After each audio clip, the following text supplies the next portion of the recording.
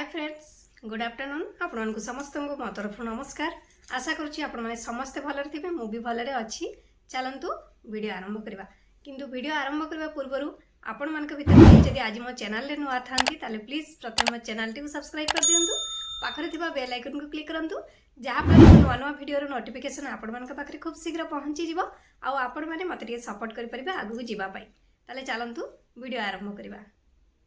Vitamin E capsule पुष्टिकर परिमाण रे भरपूर अटे। राताराति चेहरा रे विटामिन ई कैप्सूल प्रयोग करिवार लाभ बहुत अछि।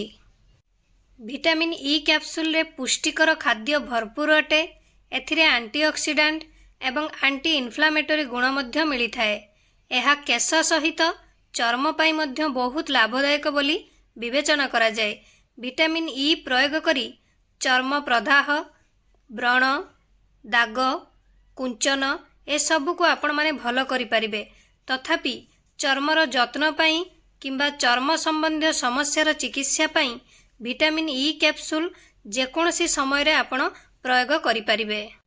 किंतु राति रे मुहरे विटामिन ई कैप्सूल लगाइबा अधिक लाभदायक बोली विवेचना करा जाए। राति रे विटामिन ई कैप्सूल लगाइबा द्वारा चेहरा उज्जवल होइथाए, चेहरा नरम होइथाए एवं चमक मध्य आसीथाए। चर्म रे मेलानिन रो उत्पादन वृद्धि हेतु चर्म रंग गोरा करिथाए।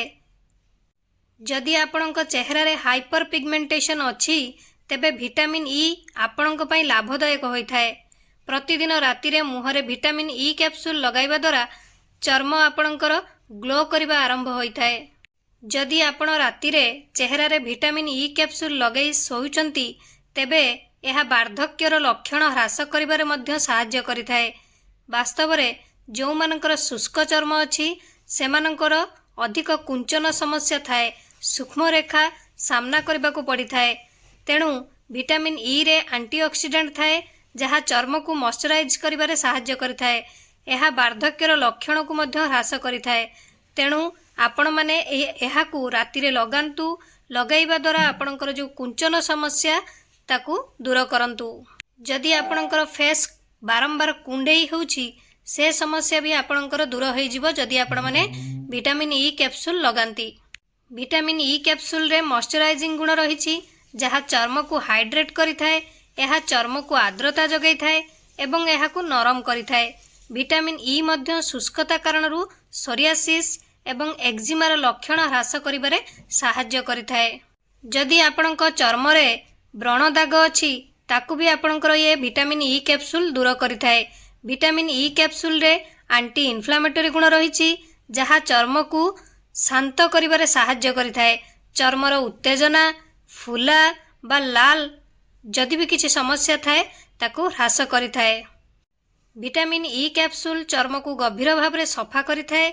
राताराति चेहरा रे विटामिन ई कैप्सूल लगाइले जदि आपणकर व्रण होइकी जोटा कि दाग हो जाइछि बा गात टाइप रो होइछि से समस्या भी आपणकर विटामिन ई कैप्सूल दूर करिथाए।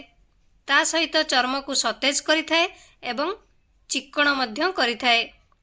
विटामिन ई कैप्सूल प्रयोग कले आपणकर जदि व्रण वृद्धि हबार समस्या थाए बा बेसी व्रण होउथाए से समस्या भी आपणकर ठीक है जीवो। प्रायतः व्रण भल हो जाए किंतु एहार चिन्ह मुहरे रही जाए। एपरी परिस्थिति रे मध्य आपण विटामिन ई कैप्सूल को यूज करि परिबे। ताहले चलंतु एबे आमे जानिबा विटामिन ई कैप्सूल को केमिति लगेई परिबा आ सेथिरे आमे कोन कोन मिसेई कि भी लगेई परिबा। सेथि पई आमे गोटे बाउल नबा। बाउल रे एबे आमे गोटे विटामिन ई कैप्सूल नबा। आपण माने एकु राति रे भी लगेई परिबे, चाहिबे जदि दिन रे भी लगेई परिबे। एबे आपण माने एही विटामिन ई कैप्सूल रो केवल ऑयल टी को बाहर कर नेबे। तापरे आपण माने एथिरे आधा चामच महू देबे। आधा चामच रु भी कम नहीं परिबे। ता सहित आपण माने एथिरे किछि क्षीर देबे। आधा चामच भली क्षीर नेबे। कंचा क्षीर भी नहीं परिबे नले सिजा क्षीर भी नहीं परिबे। एकु एबे भल भाव में मिक्स करी आपण माने एकु टोनर हिसाब रे आपणक फेस रे लगेई परिबे। जदि आपण माने एमती लगांती बनेकी ताले आपणकर फेस रे सबु किछि दाग दूर होई जिवो।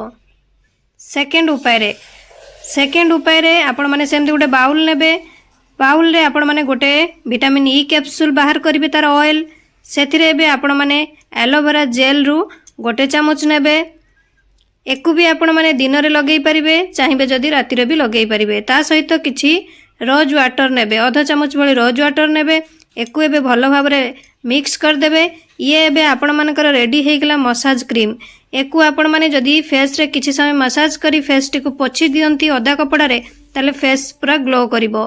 थर्ड उपाय रे आपण माने सेमती गोटे बाउल नेबे बाउल रे किछि कोको पाउडर नेबे मुल्ताना मिट्टी नेबे मुल्ताना मिट्टी बदल रे बेसन नै परिबे ता सहित एबे दुईटी विटामिन ई कैप्सूल नेबे एकु भी आपण माने राति रे लगेई परिबे नहले दिन रे लगेई परिबे एकु एबे आपण माने एथिरे आपे दुईटी विटामिन ई कैप्सूल तो देले ता सहित आपण माने एथिरे रोज वाटर रु आधा चामच देबे ता सहित आपण माने एथिरे किछि क्षीर देबे क्षीर भी आधा चामच भली नेबे कंचा क्षीर नै परंती नहले फुटा क्षीर भी नै परिबे एकु एबे भलो भाबरे मिक्स कर देबे ये एबे आपण मानकर रेडी हे गेला फेस पैक को आपण माने सप्ताह रे थरे लगांतु बा दुई थर लगांतु देखिबा आपण मानक तो मु एबे जणैली जे केमिति आपण माने विटामिन ई कैप्सूल को यूज करि परिबे ये आपण मानकर चॉइस हिसाब रे डिपेंड करे आपण को जो मेथड टी पसंद आसीथिबो बा सहज लागिथिबो आपण माने सही मेथड टी जोटा कि विटामिन ई कैप्सूल को से उपाय रे लगेई परिबे आपण माने जदी कंटिन्यू आपणकर विटामिन ई कैप्सूल को यूज करंती ताहले आपणकर फेस रे सबु किछि प्रॉब्लम चली जिवो। आशा करूची आपण मानक वीडियो टी भल लागिथिबो जदी भल लागिथाय निहाती लाइक कमेंट शेयर सब्सक्राइब करि देबे मते ताले विदाय दियंतु नमस्कार।